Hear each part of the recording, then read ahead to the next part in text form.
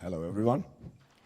We are happy that you are still staying in such a big amount of people. We were expecting global exodus, and that's empty house. Just for organizational and just to say it how it is. I was written in the program that I'm doing the workshop, but it's actually my colleague. I was speaking a lot on this both days, and so I think you have enough of me, and you deserve something better and fresh now. So, Václav. Definitely not better and definitely not fresh, more fresh. But let me introduce myself. My name is Václav Ulrich. I'm from Institute for Gambling Regulation, as well as my Peter colleague and my colleague Jan that spoke already during this very wonderful conference. And up to me, supposed to be, to give you some information about how it really look like right now in a Czech market, in a Czech gambling market.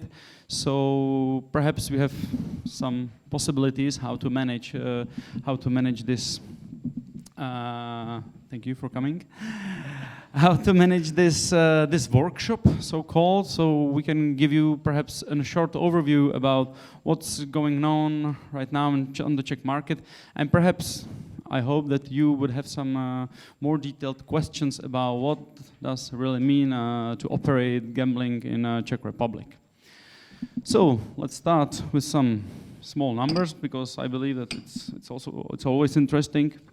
Czech gambling market is quite interesting about the volume, about the GGR, which is 2.3 billion euros GGR.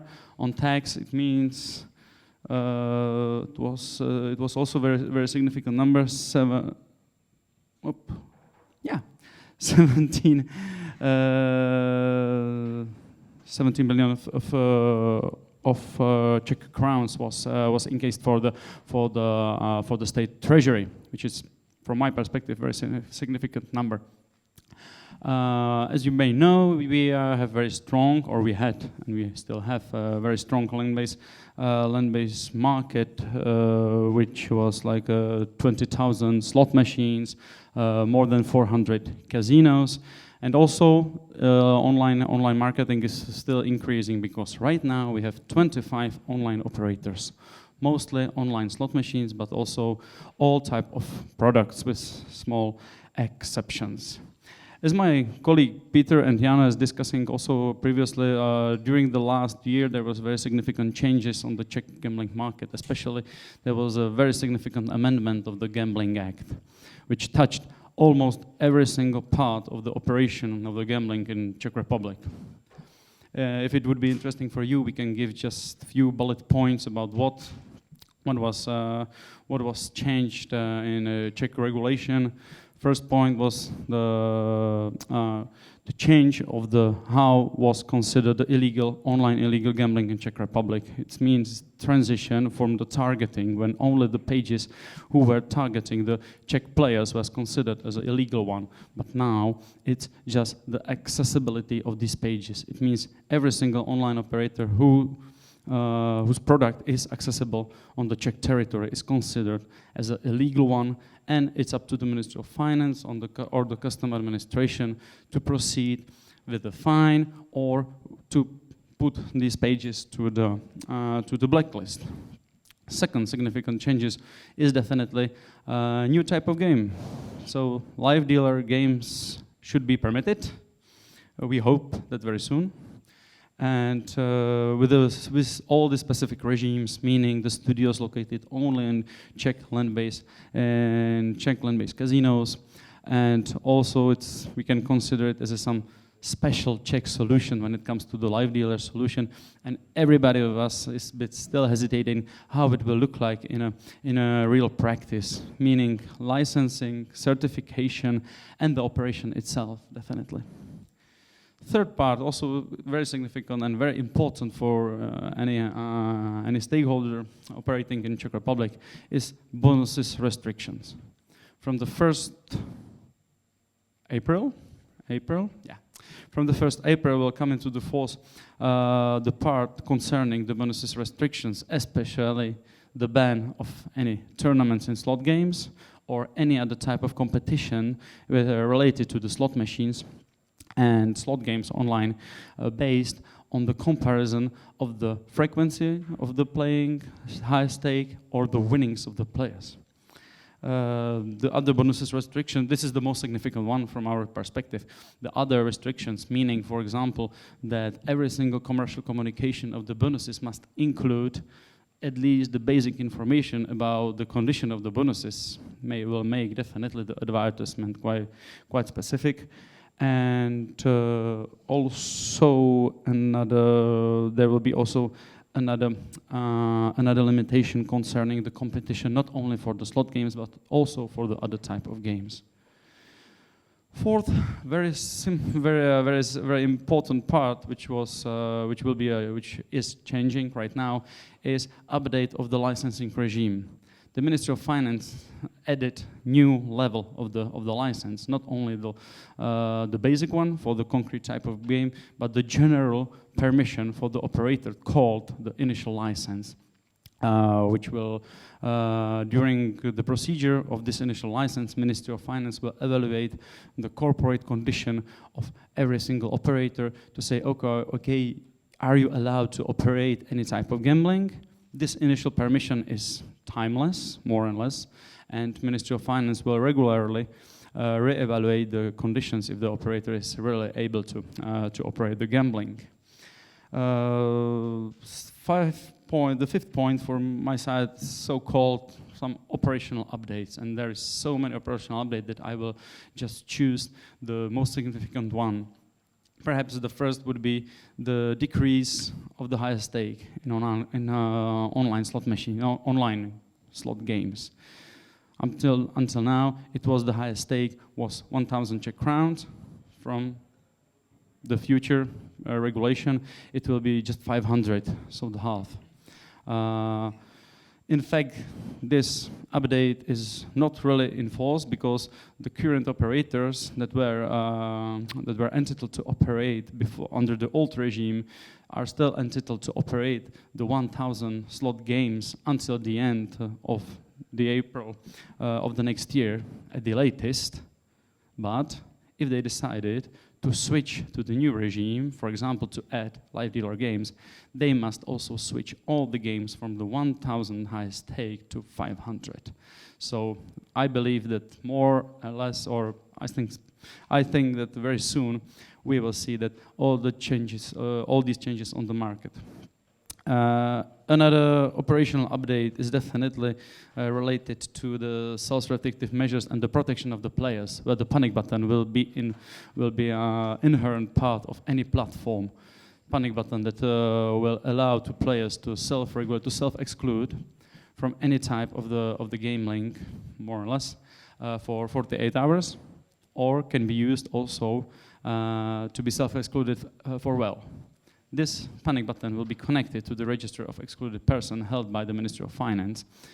And we will see how it will work, because definitely there will be some technical issues, because until to this moment, the operator just asked the register of the Ministry of Finance, is this person listed within this register? But from this moment, it will be not only be asking, but also setting the data of the player to this list and asking Ministry of Finance, please make the registration of this player directly. So we will see how it will work in the future. Just also when I'm speaking about the register of excluded person, this register involved especially the people who want to be listed by its own decision, and also the person who are obtaining some support from the state based on the social security system, who are bankrupt, and from the 2027, this register will be extended for the person with financial executions, meaning not only the bankrupt one, but every single, but only one execution will be enough to be entered to this register. And perhaps just one question: how many people do you think have execution in Czech Republic? Just any guess? percent of the population. Just try number. We have 10 million of inhabitants in Czech Republic. To this date, it's 641,000. Yeah, it's better. It's better and better. Definitely, the number of persons, and I'm not joking. It's really better and better, because 2 years ago it was 500,000. So it's decreased, and moreover, it's not in this register. Unfortunately, we are not talking just about the adult people above 18 or 18 years old. No, in this number, it's also hidden small amount, but definitely some minor 18 years old. All these changes that I was talking about, all this amendment, will come into force in some waves, some times. Sorry. Just to go back to the executions. Just Yeah. I don't know. I haven't heard if you say how many people are actually now in the register, because when you compare it, yes, it was 641,000. It's to this moment. In a register of excluded persons? No. And right now we have in a register of excluded person how many people? About 200,000. So you see the comparison: 200,000 in the register now, and when you include the execution, it will be a few times more. Yeah. So it's not that few. Like that was. Yep. Thank you for this update. And as I said, there are some transitional provisions regarding the concrete duties for the operators, different regime. Some part of the amendment come into the force directly from the 1st January of this year. Very significant part, especially regarding new registration process, and the panic button is connected to the 1st July of this year, meaning that every single operator must have this panic button, an updated version of the registration, able to use it by the 1st July of this year. And the last date to operate under the old regime, as I have already mentioned, is the end of the April 2025. But honestly, I don't believe that anybody of the recent operators will hold his product untouched until this date, because it means, okay, you might operate until the end of the April under the old regime with 1,000 stake per spin, but you are not allowed to touch your product anyhow. You just must keep steady, meaning adding no games, no features on the platform, anything. And the last point, perhaps the very significant one, it's taxation. There was some very significant tax update regarding sportsbook, regarding the live game, when the tax rate increased from 23% to 30% of GGR for the lotteries, and the slot machines, the rate remains the same, 35%. And the last point connected to the taxation is already mentioned, taxation of winnings. Right now, it was until the end of the last year, the rate or the limit for the winnings was 1 million Czech crowns, meaning for 40,000 euros. From the 1st January, it's just 50,000 Czech crowns, so 2,000 euros. And the regime was also remaining the same, meaning for the lotteries, there is the direct deduction of the 15% from the winning. When it comes to the other type of lotteries, it's up to the player to keep his own evidence about how was my year when it comes to the bets and the winnings, and to keep this evidence by every single operator. And by the end of the year, just prepare own tax declaration. If he or she would be above this 2,000 euro winnings. Yeah, sorry. Exactly. All my winnings, deduction, all my bets, and if I would be above 2,000 euros per year for the respective type of game, I have to make my tax declaration to the state, and there is another 15% of tax.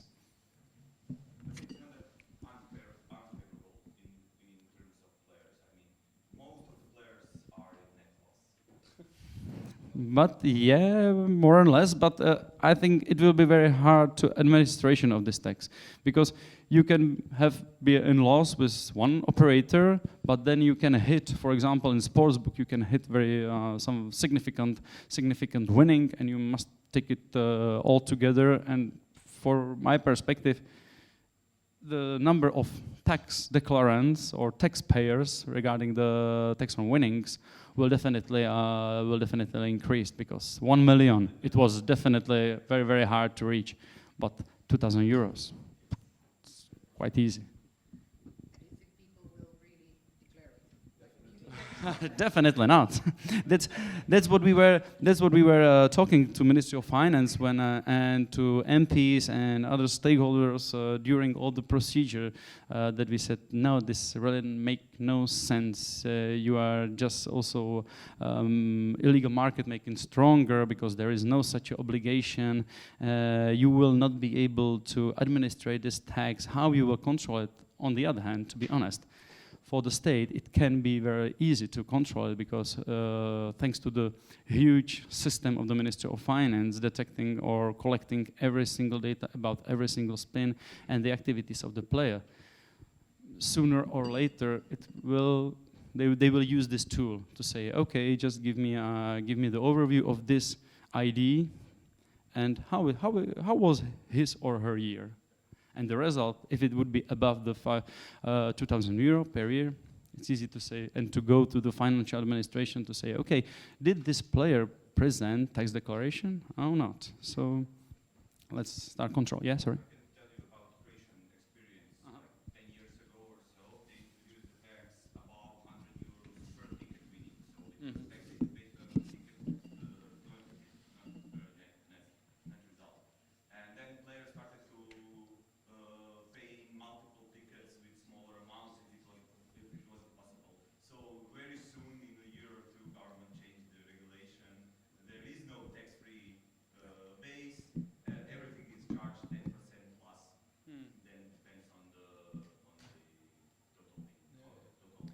Yeah, let's see what would be the reaction by the end of this year. But even now, we have so many questions from the player side. What does it really mean for us? And so many fake information between the players, and the situation is not really unclear. And I think next year at this time, it will be very interesting to see the statistics and how it really was. Yeah. I would just add one comment on that, because I agree that, like, when speaking about the substance of it, it's not very severe, because there are like very small number of players which actually are in a balance of this amount at the end of the year. But the players don't know until the end of the year. So actually the administrative, burden it's put on every and each player from the beginning of year. They need to do this, accounting and write in the sheets all the bets and all the winnings, which nobody is really doing. And also there is a point that, yes, the majority of people will look at it, for instance, in a sport betting, that's less than 1% of the players who actually at the end of the year are positive in balance. But still, all of them, or majority of them, are playing because they believe they are going to be in a good balance at the end of the year. And all these players are, shifted towards the illegal gambling market, because they see, okay, I bet, and if I win, I don't want to pay 15 or 23% to the state. So they need to decide before they know the balance, and then they decide the same in Croatia. They decide rather to play with the operator where they don't have to, in case they win, they don't have to declare the tax and pay to the state, 1/5 of its winnings.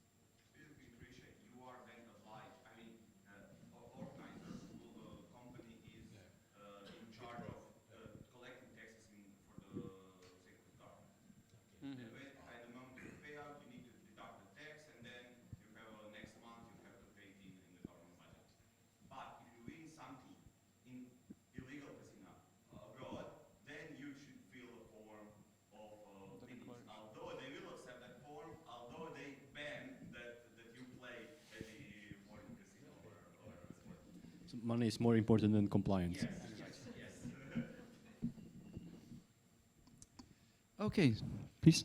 I have a question about District 464, about 66, about risk bonuses. If it's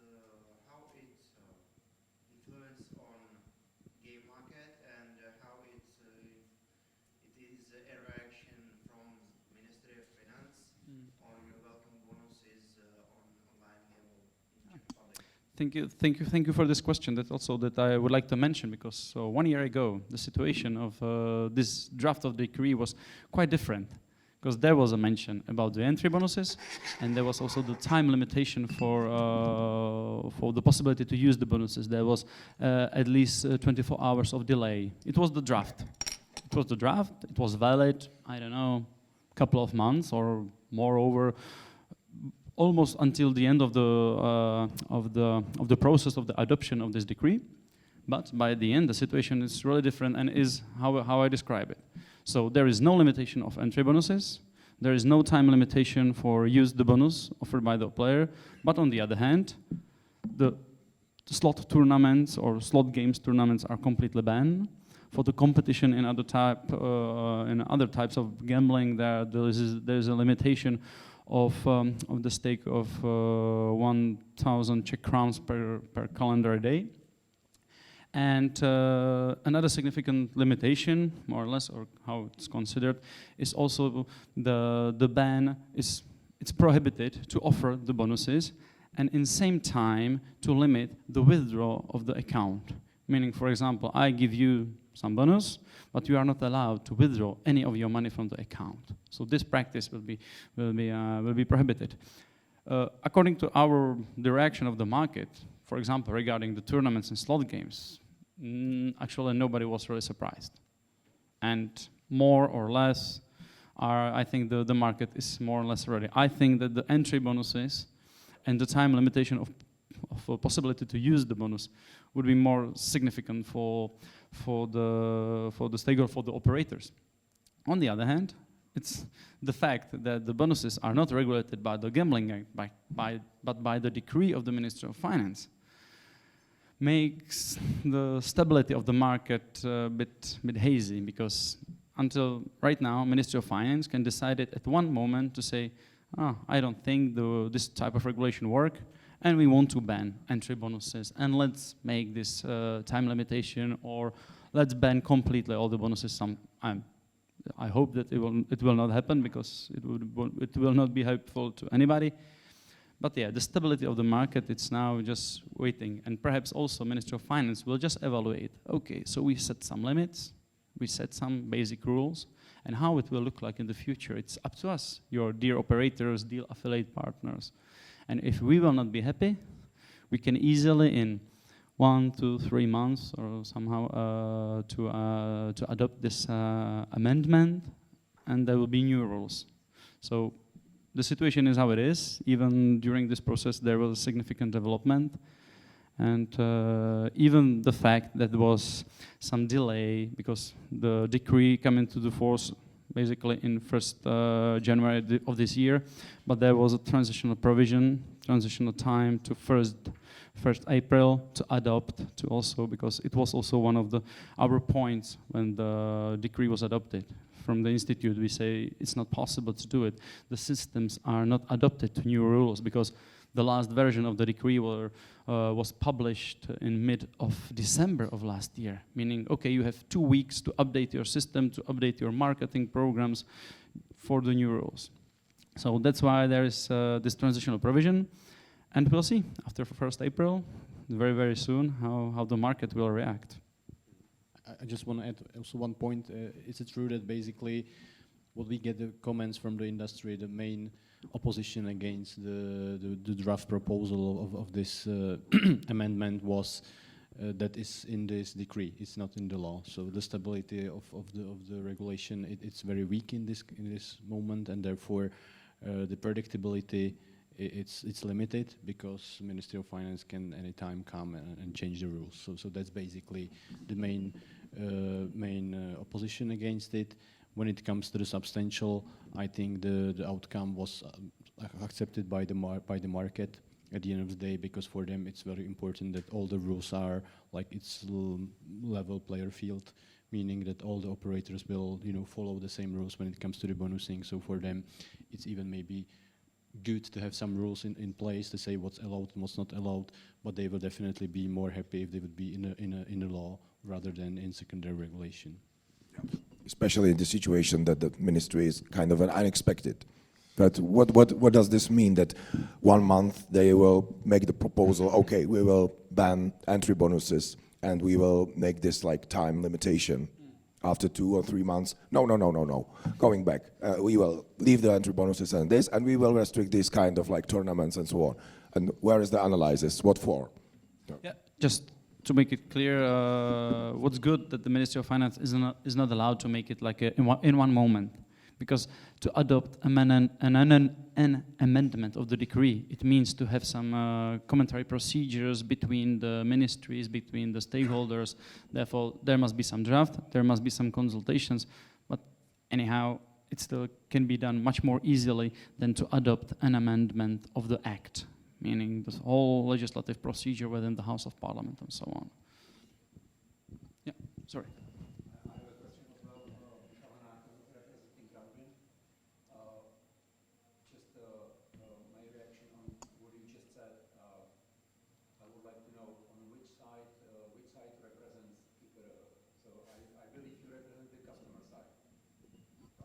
Customer like a players? Like casinos. Yeah, we are representing our members, as perhaps I think Jan also described our institution. We are some kind of bridge institution between the public service, between the regulator and the industry. And this, for us, is ensure the dialogue and the constructive dialogue about the regulation. And we definitely want to persuade the Ministry of Finance to adopt reasonable regulation, because, and on the other hand, we have to, all the stakeholders on the market, operators, suppliers, we have to admit that some level of regulation is necessary for our industry. But this regulation must be really reasonable, and that's why the Institute is here, to say, okay, regulation, there must be some, but must be reasonable to operate and to possibility to operate the legal industry in Czech Republic. So this is our role.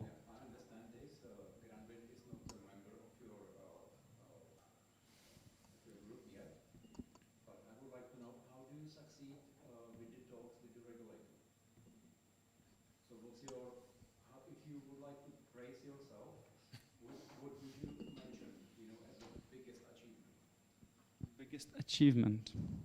Yeah, I know. No. I'm just thinking. I think just first example which come to my head. For example, is also the switch of the regime of the operation of online gambling. This accessibility and targeting. The second, for my perspective, is still the live dealer, allowing possibility to operate the live dealer. Because really when we start a consultation on the basis of the requirement of our members, it was, we want to operate this type of gambling, which was not allowed at all. And the first reaction from the Ministry of Finance was no. There will be no discussion about the live dealer. It was 2 years or 1 year or something ago. And we said, okay, let's be reasonable.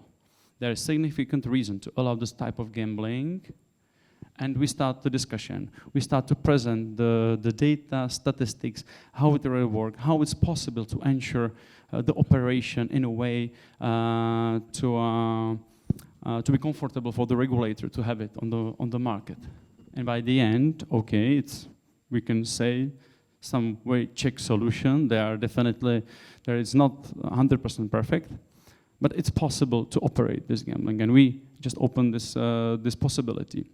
Definitely, another just type was this transitional period for the bonuses, just to get some time to adopt these new duties for anybody. Also, for example, another correction in the act, a very, very concrete one, was the fact that the operators, the recent one, for the recent operators, the crucial date is 1st July 2024 to make new registration and new panic button. But within the act, it was written in a very, very bad way. And it was up to us to make the notice to the Ministry of Finance to say it's not possible to do it this way, because if you push the operators to update their system by the 1st July of 2024, they need to recertify. And therefore, they need to switch completely to the new regime. And from that moment, we said, no, we must do it different way. And thanks to us, thanks to Institute, there is exception from the certification for this part of the duties. because otherwise there would be no transitional provisions, and every single operator must be ready to recertify the whole system, everything to the new regime by this date. So, and just, I hope I can continue, or my colleagues.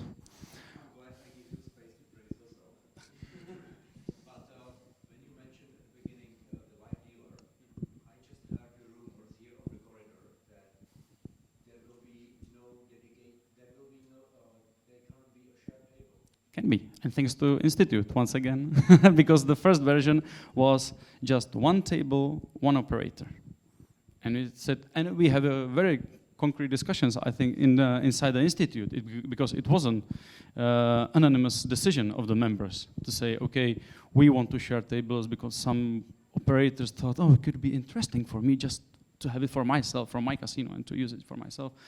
But no, the bigger part, or the significant part of the members decided, no, we want this solution. And we, again, in very limited time frame, we were able to persuade Ministry of Finance, yes, it's possible to allow it, because they were very afraid about how it would be with the liability of the operator, who would be responsible if something wrong happened on this particular table.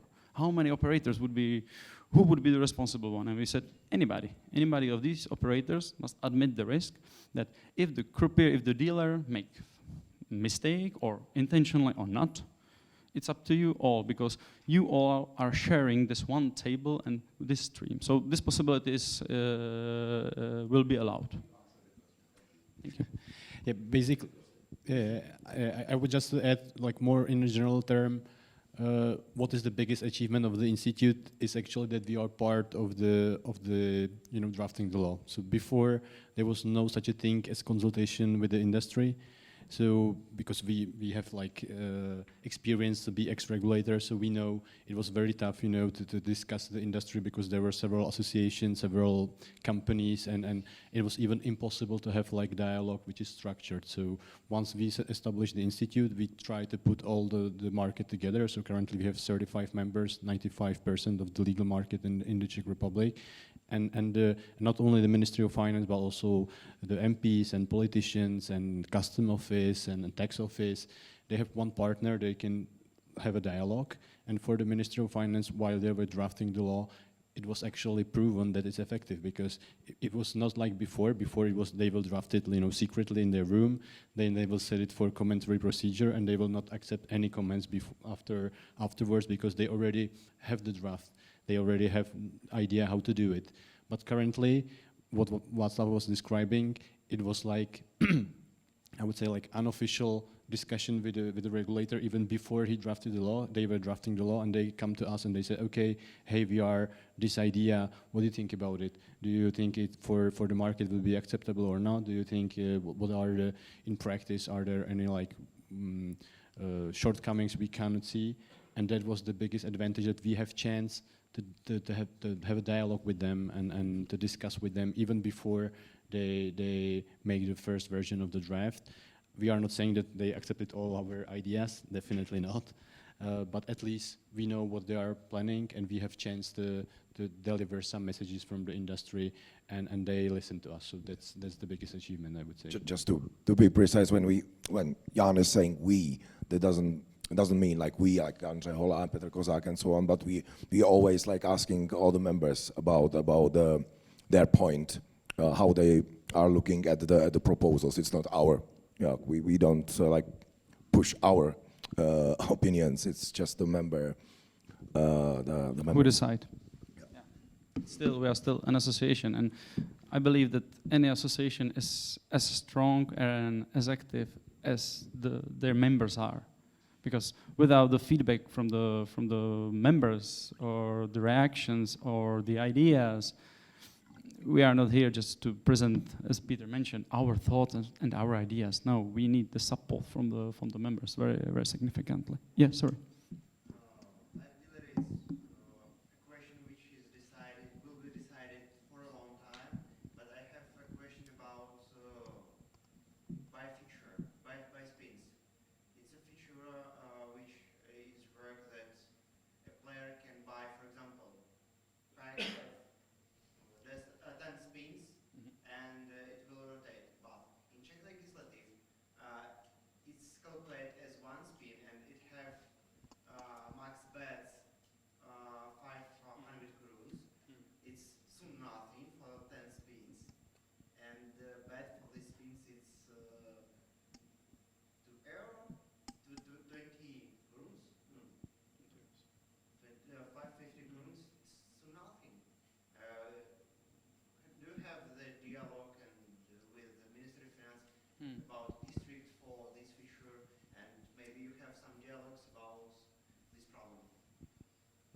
to be honest, to have an open dialogue about free spins, I'm not brave enough to have this discussion with the Ministry of Finance, because to be honest, the regime of free spins, you mentioned one regime. It's inside the game when the free spins win in the game are considered as a one game because of reporting, because other reasons based on the Ministry of Finance decisions. The second possibility are the free spins offered from the operator himself, meaning, okay, here's 10 free spins and please use it. And it's absolutely different regime, because according to the highest administrative court, this type of free spins cannot be even considered as a gambling, because the player is not playing for his own money, and when there is money, there is no stake and there is no gambling.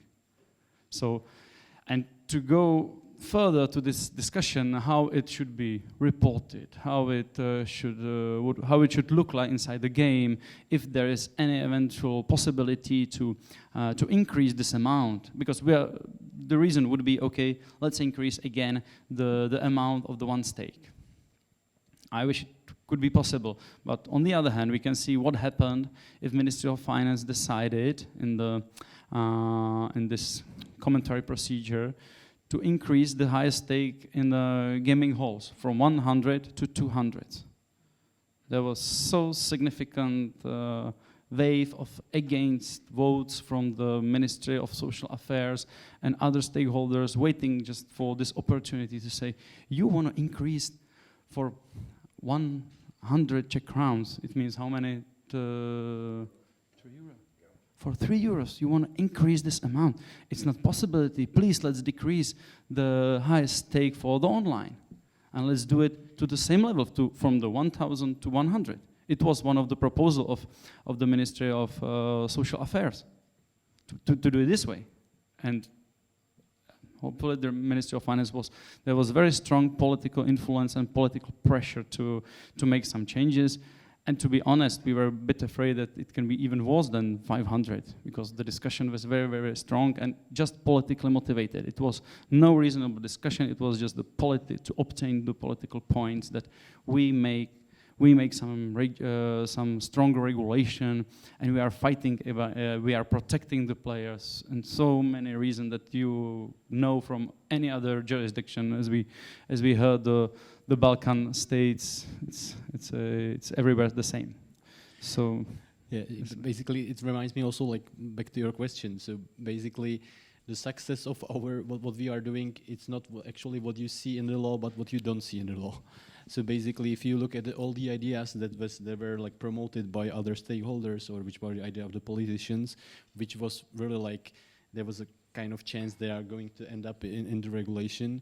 So that's the main ideas we are opposing. So for instance, currently, and we had very good connection also to the Ministry of Trade, and they are in charge of the Advertising Act. So basically, there are ideas that should be all the Gambling Act advertising should be banned, you know, as we have in Italy and other countries. And we have like open discussion with them. We try to persuade them that this is not a great idea.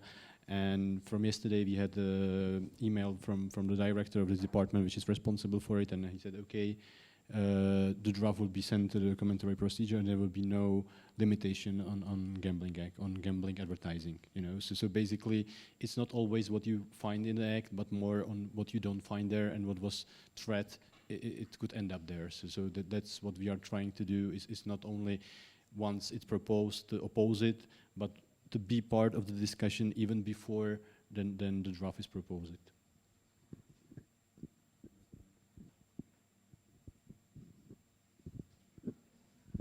So we hope that Czech market is more and more interesting for you, even this not really funny topic. No, just joking. So, if there are any questions on your side, anything particular, if you want, please, we will be very glad to offer you just small information, about the recent development here on our stand. So please, if you want, just pass by, and we can share with you some information in a written form also. And if you want, you have contact to me, to Peter Kozak, to Jan Třehola, to contact us anytime about any details regarding this beautiful Czech country and its and its gambling regulation. Okay, thank you. Thank you. Thank you.